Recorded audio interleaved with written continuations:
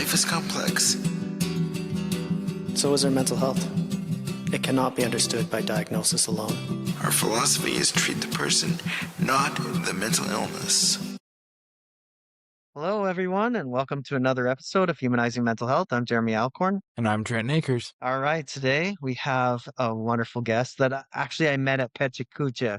For any of you that don't know what Pechakucha is, it's a Japanese word that means chit chat, and it happens across the world.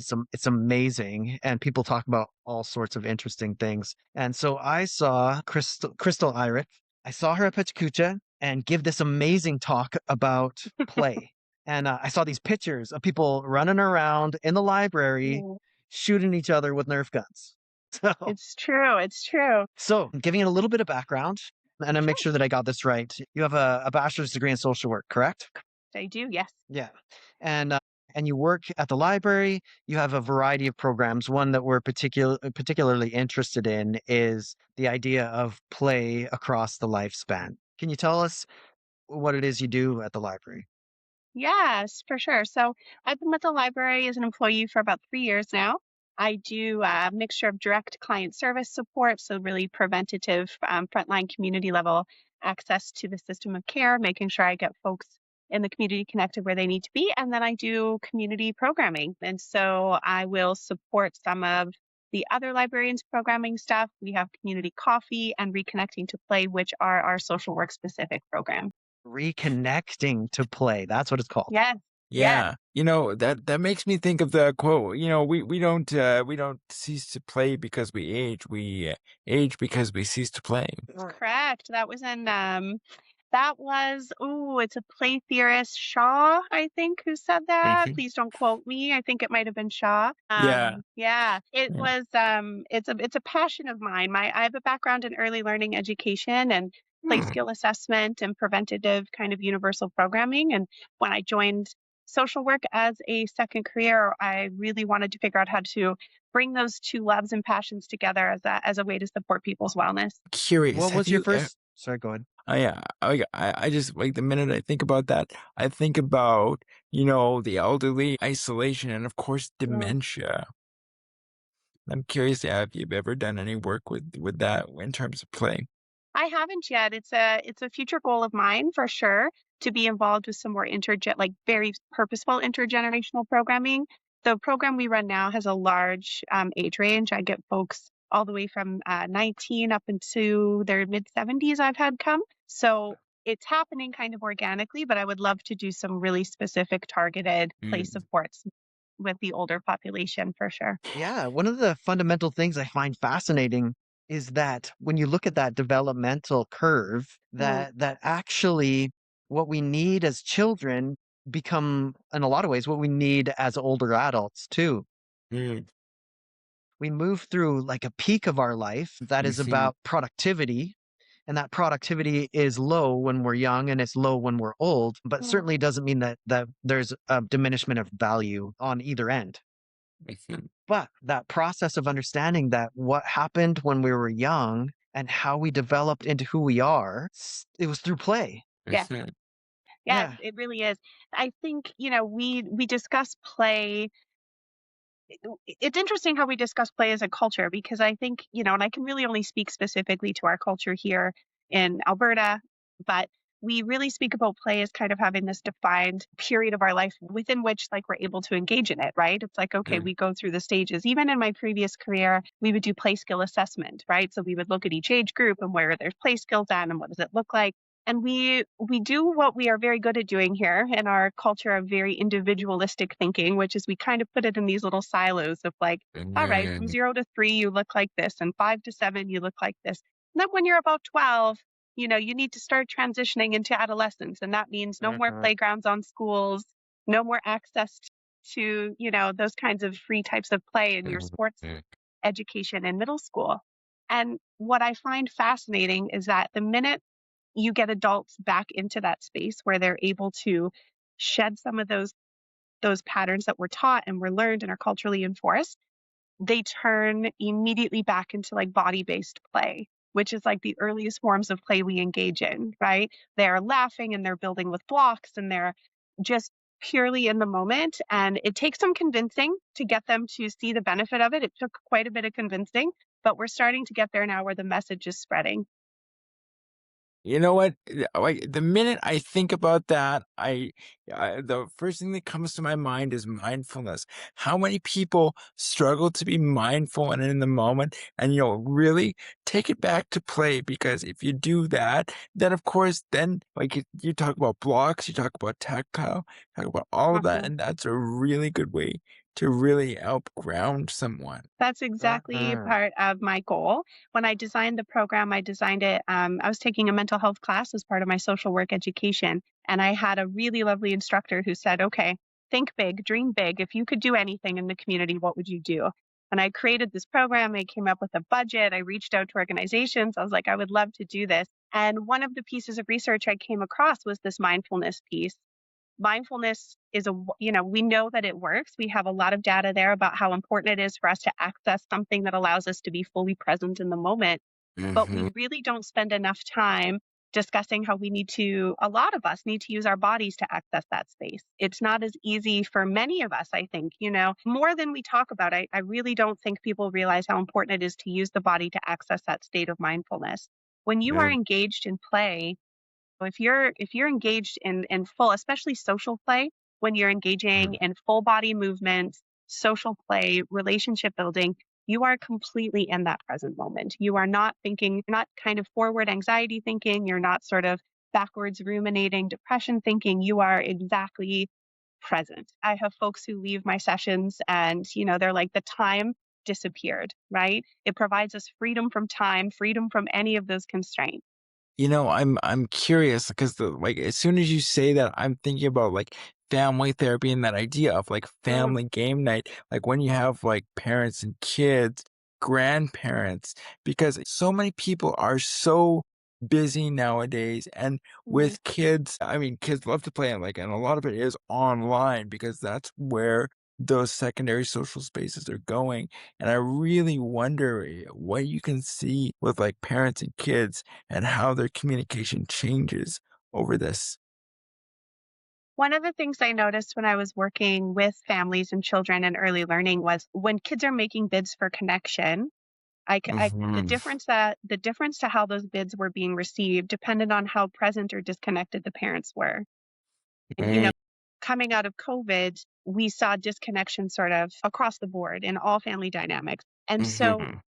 when I'm having the adults come, I made a very specific choice for this just to be adults, because when we're playing with children, we also kind of still try to control the narrative, right? We're playing with our kids, but we're still trying to control that, oh, this is going to be a mess later. And I have to think of the activity and I have to put all this Yeah. mental, this emotional and mental load into creating this place to play with the kids. I wanted to do that work for the adults. I wanted to take all the Mm, planning, all the mental load just for adults to come to experience the positive benefits so that that would be more organically likely to go and go out into their relationship. I haven't had any direct feedback from any of my participants yet about how it's specifically benefited their play style with their kids, but they have come back to me and said, I am taking more time to just like look at the world and be present in the world. I'm reaching out to people. I'm making friends. I'm feeling more connected. And yeah. that was really my goal with the adults, Mhm. was to give them the space without any of those adult tasks attached. And Mhm. maybe we'll grow it in the future to see maybe some more specific ways that it would impact with them, or have more family nights involved. But I really wanted to start with adults to kind of get Yeah. that rolling on their end. Yeah. Something that really jumps out at me, because as you describe this, I think of my own childhood. I Mm, am rather blessed in terms of the family that I come from. I have there's five of us boys that were born the same year as cousins, and that's just the tip of the Mm, iceberg. I have more cousins, I can't even name them all. And we get together often, and in particular, there was a spot that we would go every year close to Waterton National Park in Beezer, Alberta, that was just this out of the way location, and right by the mountains. And as for me, I showed up, right? That's what I did. I showed up yeah. all the way through my teen years, and the adults around us created everything. Mhm. They created the food, they created everything. And the funny thing is, now here I am, I'm almost 50 years old. And in this last year, I went, you know what? What's going on here? It's my turn. right? So actually tomorrow, and this is the irony, tomorrow I have for my family Uncle Jer play day. And guess what? This Oh, really built dude. off of your Pechacucha talk, Oh, because good. when I came to this, is like, as adults, we're gonna put everything together, me and my sisters, but then I'm bringing slingshots with Nerf balls. And this isn't just for the kids, right? Like, No. I Yes. expect my sisters, my brother-in-laws, all of the adults, my adult nieces and nephews to be out on the floor in the gym shooting each other with Nerf guns, right? Well, they're Nerf Yeah, yeah, yeah. slingshots, but hey, And you know. that's, for adults, the way to get, I've learned, especially considering I worked with families. So the kids were who were I was working with every day, but of course I was working with the parents by extension of that. The way to get adults to come out and try new things is you kind of have to convince them first. You kind of have to create an alibi or a reason or a purpose, and you have to do that work. And when we pull that work away and just give adults a space to reconnect to those feelings and those experiences again, I feel like that's the way to get the most success, to go out and to have that ripple effect out into their relationships and their community. We play as the cornerstone, and I talked about this at my Pechacucha. It's the cornerstone of relationship building and attachment, right? That's what it is. That's how we learn. That's how we understand what it's like to be human. How are we defining ourselves in relationship to other human is through play. I know many folks take the brain story now and they talk about serve and return. That's play. And so hopefully, as more people start having these conversations as adults and coming to programming and really seeing the benefit in creating spaces for adults to first play, because I think we're really good at telling adults what to do. We're really good at being like, okay, you should schedule play at 3:30 on a Thursday, every Thursday, and you need to go play and you need to do. But we needed to get rid of all that and just give them space to organically experience that first. And luckily, the library has been wonderfully supportive and allowing me to come up with all of these games and these wild ideas. Okay. So right now is a perfect time for us to do like just a obvious and purposeful plug, right? We're just gonna Sure, plug this right now. sure, So sure. so tell us about the timings and what the library does, when these, and how somebody signs up and so forth. Yeah.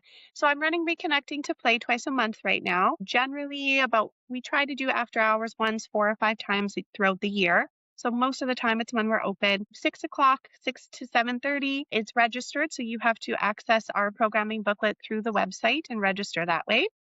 And I try to do a mixture of really big gross motor body plays, super social play with maybe some sensory stuff and some more regulating stuff. Like I run quiet sensory night and those kinds of options for folks, just to make it more accessible to people, and recognizing that not all types of play are as accessible for all bodies and all minds.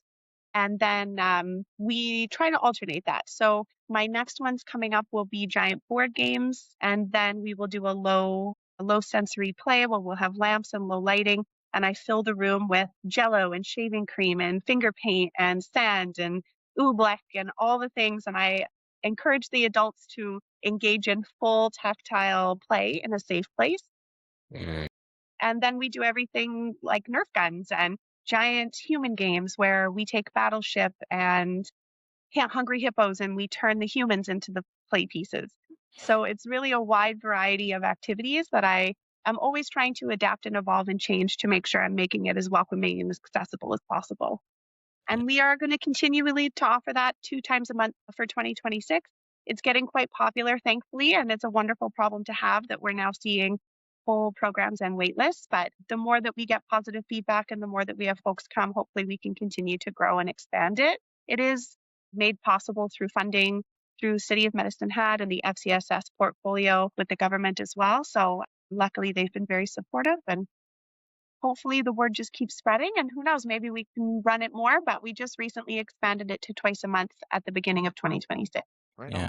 on. Crystal, I gotta just say, I'm really wondering, like, when you're planning out all of these things you were doing, like giant hungry hippos and Yes, battleship. I'm imagining like that would be my dream as a child, to be like, okay, I'm gonna shrink myself down into this board yes, game and have a good time. yes, I'm imagining you like with this. It's like, what can't we do? Like, yes. where it's like, let's blow the roof off the library. That's my Right. plan. That's my plan. I keep going to my boss with a bigger and bigger, more extravagant list of ideas, and luckily so far they've been allowing me to try those things. And when my program partner and I trial these things to figure out what will work and what won't work, that's also fun in of itself. But I thought the same thing. Who wouldn't love to shrink themselves down and be the battleship and the hungry hippo? And I'm still working on whack-a-mole. I know there's a way I can play human whack-a-mole that they'll let me do it here. I'm working on it. I Oh, haven't just improved it yet, but no wooden mallets, my dear. Rubber, I know. please. Pool noodles. Wait, That's what I keep telling my boss. Pool noodles. see, because in my mind, I could see, Wile E. Coyote with an Yeah. Acme package coming in. Yes. You Yes. know that I would be chasing you around, Jared, with a giant mallet, or maybe I would end up being the Roadrunner. But the And you thing know what's is, funny is, your yes, chair moves so fast, I'd never be able to get away from you. Oh yeah, yeah, yeah. it's honestly Yeah. so fun to watch that transition. When folks are new to the program, those first 10, 15 minutes, there's a lot of, as adults do, as we all do, right? Is when we're unsure in new social situations, there's a lot of just kind of little pockets of people and everyone's kind of quiet. And, then I just throw them in. Oh, here we go. We just did giant parachute. And I was asking strangers to be sharks under the parachute and tag people and play man.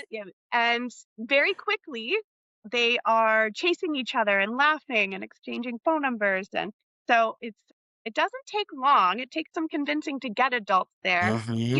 It's very difficult. We're given this cultural message that, number one, we're not allowed to rest and play as adults, right? We have these productivity pressures that are just weighing on us all the time. And number two, we're not really given safe spaces to be vulnerable and be silly. We're really worried in this cultural message around feeling embarrassed and being, doing something silly or looking silly in front of strangers. And I really want to break that down and get rid of that idea. Being silly and learning how to be vulnerable in those situations is very good for you. Using those situations to grow your resiliency and your vulnerability skills is only going to serve us in our mental health in the long run. Yeah, I almost think to me, because one of the things I do is exposure therapy, and I'm thinking that would be perfect for social anxiety exposure therapy. Just go and be goofy.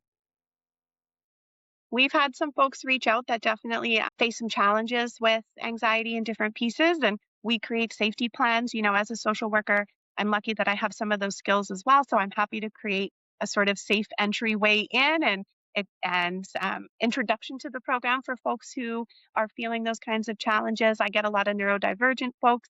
They'll email me like, please tell me exactly what to expect. And I'll break it down. This is what we're going to do. This is how we're going to do it. I'm happy to work with any individual to create whatever that might look like, just to create a safer place for them to come in and experience it. Awesome. As you described this, one of the things I had been wondering about and had been rattling around in my head as you were talking about this, is you're talking about kind of breaking down the barriers. That's really what you're saying.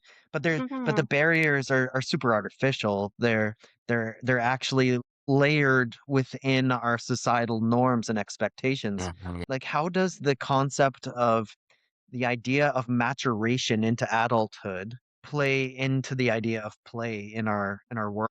Do you mean the concept as like developmentally, like how play matures for us biologically, or do you mean our messaging and how we navigate that messaging? Yeah. I mean the like the social constructs that are Yeah, about the what maturation socialization. is. Yeah, what Mhm. maturation is and how that relates Mhm. to play. I think, and I can really only speak from the context of the culture that I live and work in, right? Which is here. We have a very individualistic culture, right? We're not a very collectivist culture. And in our individual culture, there's a lot of focus on your future goals, how you want to enter the workforce, what do you want to be, what do you want to do? And we start those conversations really early. We start them, in grade 6 with a lot of our students, right? And Yeah. I feel like the idea, our brains require play at all ages and stages of our life. But because we don't switch that, as soon as kids start hitting adolescence, the messaging becomes, now we must focus on your 5-year plan.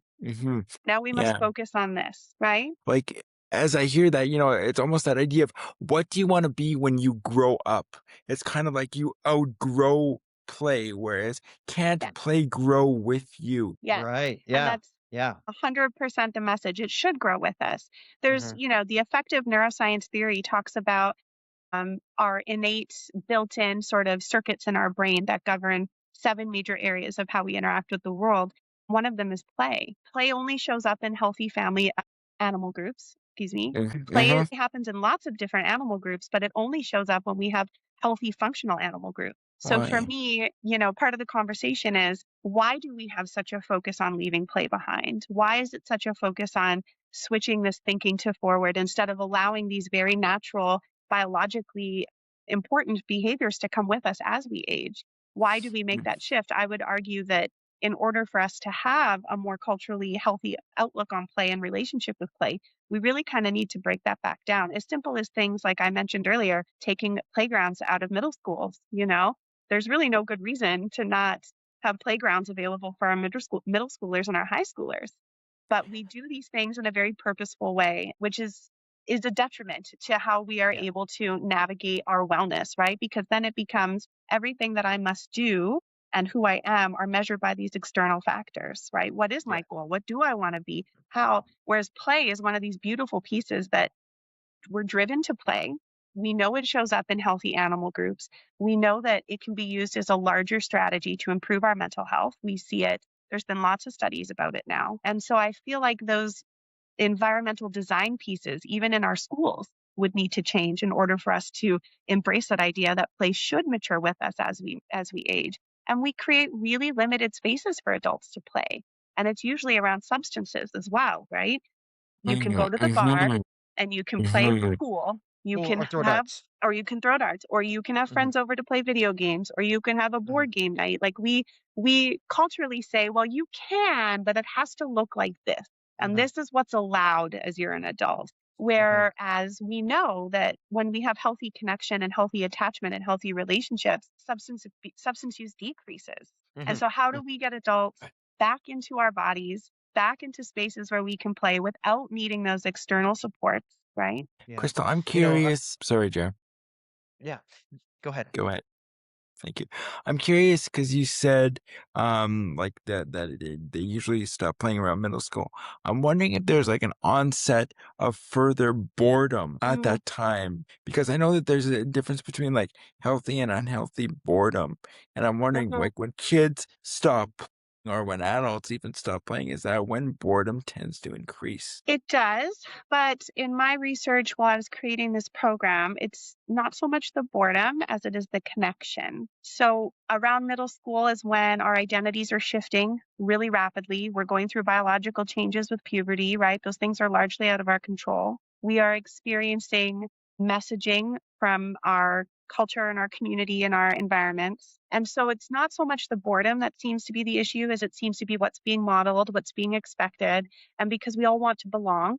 And that belonging looks different as we start to shift into, at age 11, 12, 13. And if we allowed, again, truly environmentally, spaces for that to continue to be part of our social identity, there's even studies that have suggested that schools that have done this see a reduction in bullying because play is wonderful at being a power equalizer, right? Everybody's the same when you're Mm. playing Hungry Hippos.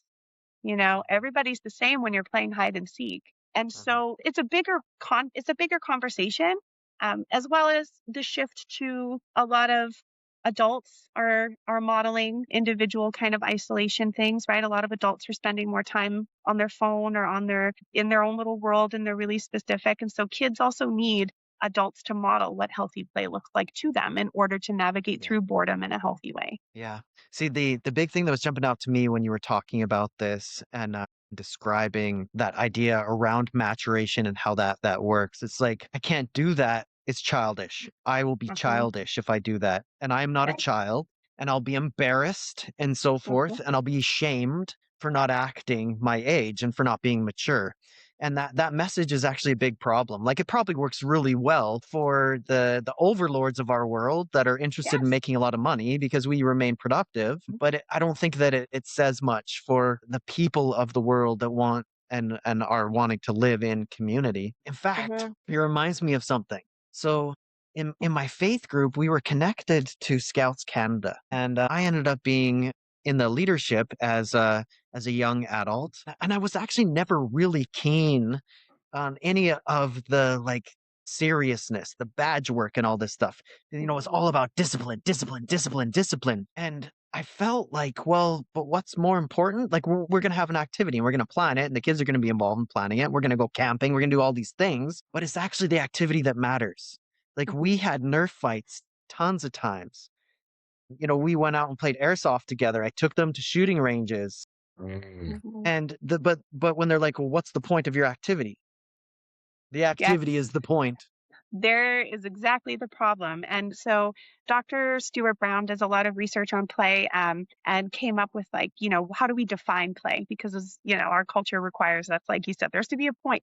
But honestly, play, the point is the fact that it's purposeless. That's the point. That's the freedom in it. The fact that social play in large groups is inherently purposeless is exactly why it gives us freedom from time, why it allows us those moments to be pulled into our body. And this whole what's the point is one of those messages that it's very difficult to undo in adults, especially when there's shame associated with it, right? We know that that's an excellent way to seek, like you said, control. It works great if you're looking for obedience. It works great if you're looking for control. And I think, especially where our mental health is concerned, and I did talk about this a little bit at the Pechacucha as well, the messaging is more that we need these sort of tertiary, high-level interventions, these external things to navigate our wellness. And sometimes that's true. Sometimes that's necessary. Medication and those pieces, therapy, they can save your life. And sometimes they are absolutely necessary and part of the plan. But I think we are losing cultural support and messaging around leveraging our own strengths and skills to help bolster our wellness. And play is one of the best things that we can do. It's free. We can make it accessible for anybody. There's no rules. And we're allowed to engage with something that has massive benefits for our mental health. Even myself running this program now for 2.5 years, it occurred to me about a year and a half in, I saw a photo of myself in a fort building night. One of my program partners took a picture of me in the fort. And I saw the photo of me in the fort and I saw my face and I thought, that's joy. Like there's a joy there that I don't get to see in other parts of my work and my life.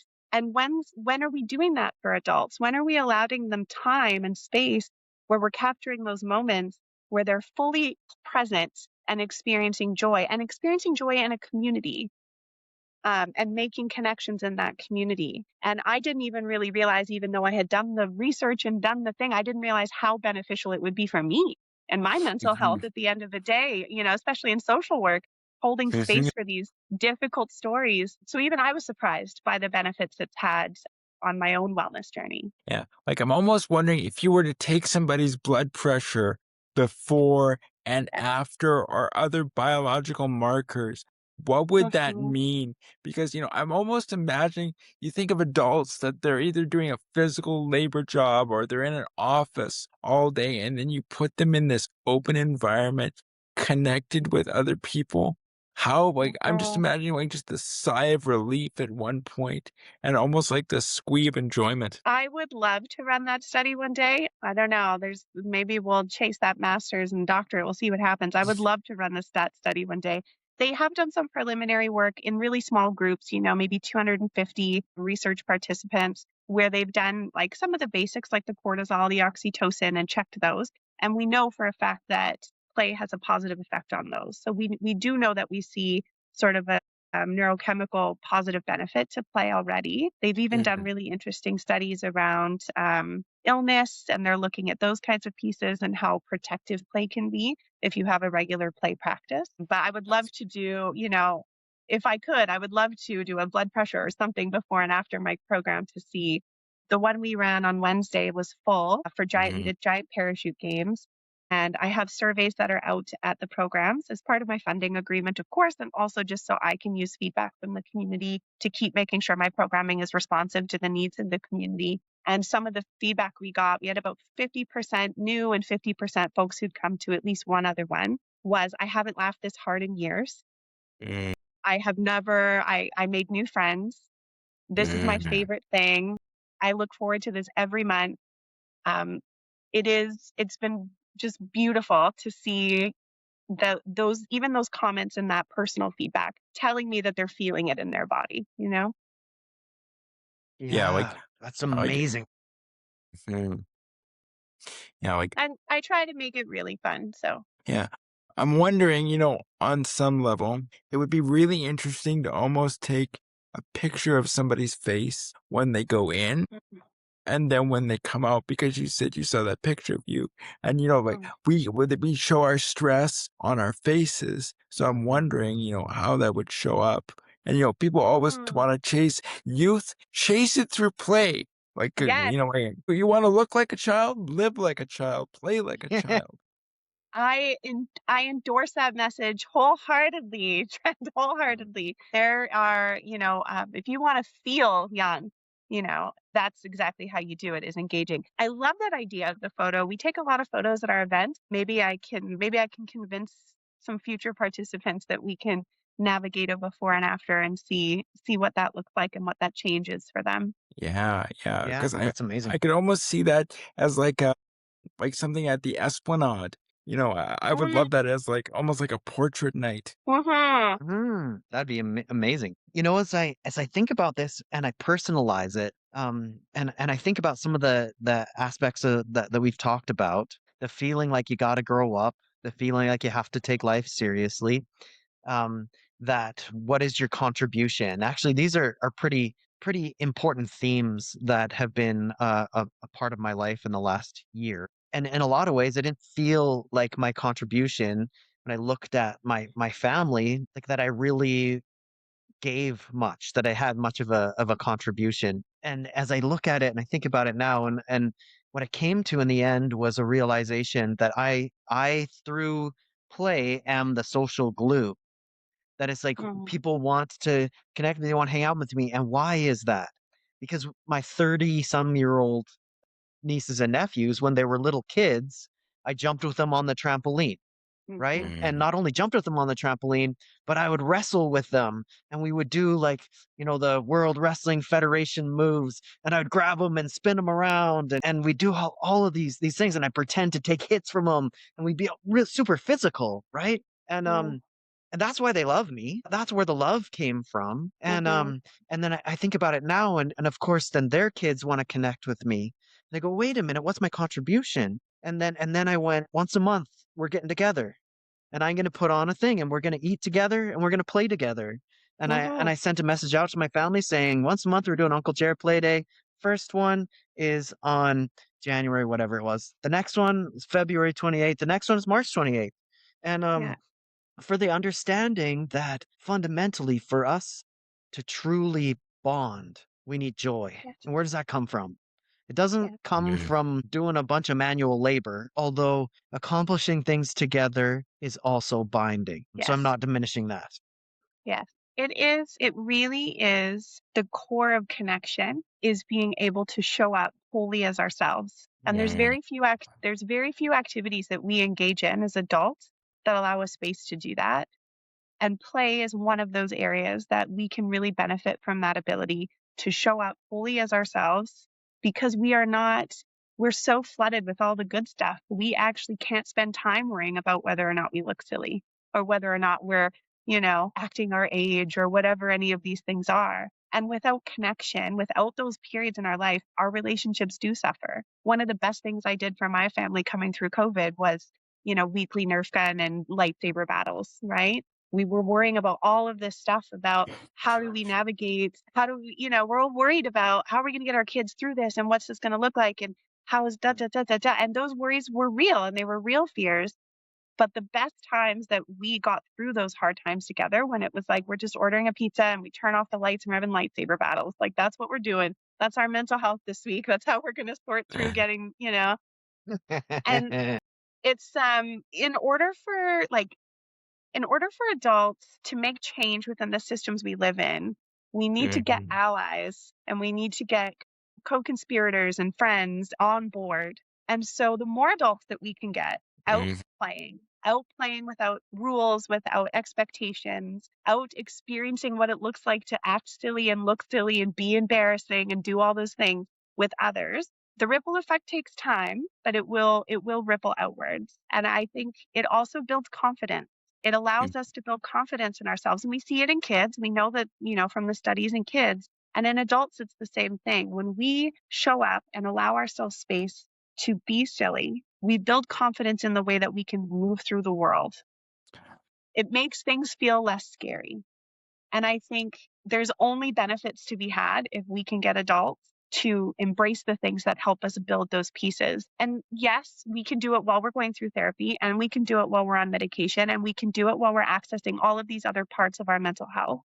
But figuring out ways to take ownership of our own journey and our own part of it, I really think can start with play. And there's no pressure, like you mentioned earlier, Trent, sitting there in those quiet, mindful spaces. Like for lots of us, that feels like pressure. And if you have any type of neurodivergent brain, that can be very difficult to access sitting there in the quiet.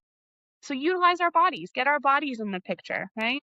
Yeah. Well, and as a therapist, like that's one thing that I talk to clients a lot about is that I like to do, bottom up. I want them to Mm. access their bodies first, and then that comes down the brain. So let's do that through play. Why not? Yes, and there's all the memes that go around and jokes, right? When it's like when your therapist asks you, where do you feel that in your body? And the person just starts listing off this long cognitive, because we're not good at it. Because when people Hmm. ask us, where do we feel things in our body? How are we responding in our body? We don't practice it. Hmm. And I'm with you. Play can 100% get us more in touch with our body so that we can we can recognize those things. It's like, where do I feel frustration and anger? How am I carrying it in my body? What does that look like? But if we Hmm. don't ever spend any time with our bodies, how do we know? And not spending time with our bodies in the ways of like going to the gym, which again, no shade to the gym folks. The gym is wonderful and we need it. But for Hmm. some of us, it becomes like another thing to do and we forget why we're even there. And Yeah. so play can kind of get rid of all those outside factors. Hmm. Yeah, Hmm. yeah, absolutely. So I got a critical question. It's actually really, of every question that we've asked so far, this is probably the most important. Do my So best. do you wield a red lightsaber? Of course, you would ask that. You have to ask her if she's a Sith. Come on, man. Come on, Honestly, are you does she look a like a Sith? Sith? Does she look like a Sith No, to no, you? but those are the most dangerous ones. The ones Oh, that you don't know. Like, do I you tell you, know the power of the dark side? Oh, good. Are you and I gonna start to play online, and she's gonna have to like moderate us for criminy's sake? Okay, but we gotta let her answer. You haven't answered. Okay. I use whatever lightsaber is left in the pile. We just Oh, grab. What? I yeah. What? don't have a plan, Jeremy. No plan. She's a Wait. great Jedi. Like you're telling you use both sides of the force? I will Yeah. absolutely fully show up with both selves of myself present. Love it. Love it. Love it. Absolutely. Wow. The light, and you know what? There is no good, there is no bad, there is just the spectrum of light. Play Yes. is not for children or adults, it's for everyone. It's for everybody, and I try not to think about it too hard when I'm playing. I just grab whatever's left in the pile and we go for it. Awesome. So, can I tell you something that's happened within my church community that's a representative of what's happening in the world? The church Mm, community is just the people I know. So there's a bunch of old people. They're wonderful folks, right? I'm an old person too, but they're like 20 years older than me, and uh, mm, and they're playing pickleball all the time, yes. like at Yes. least 3 times a week, right? Like all of a sudden, pickleball became something to not be ashamed to play. Like it was like, Mhm. hey, you get to play pickleball. Why? Because you're old. Wait, what? There's no logic in that. But one of the guys I was talking to the other day, and he's like, yeah, got a pickleball injury. I'm hoping to be back next week. And they're like, you'd be surprised. Like when you're looking at percentage of injuries in elderly, pickleball is up there. Or maybe you should go back to kick the can or something a little bit more basic. I'll tell you, I love it. I would love to work and see all the pickleball, not serious injuries. I do not want anyone to be seriously injured. But if I was having 75-year-olds come tell me that they were getting hurt on the playground or playing pickleball, I would love that. Right? Yes, I do. I would love it. I feel and that's a great way to get into social play, right? Is to get out into those group settings like pickleball or whatever it might be that's getting Mhm. people engaged in it. And there's a time and a place for sports and a time and a place for video games and a time and a place for all the things that we enjoy doing in play. But that Mhm. unstructured, purposeless, free social based play absolutely requires a spot in our lives and really should have a spot in all our lives if we want to age well. Yeah, totally. In fact, that sounds like a beautiful place to wrap up. I'm just wondering here are like Yeah. concluding comments, kind of thoughts we got about this conversation. Trent, you want to lead us out on this one or you want me to? Well, honestly, like the one thing that I'll say is that I'm definitely coming to one of those play nights because that Yes, sounds like please. way too much fun.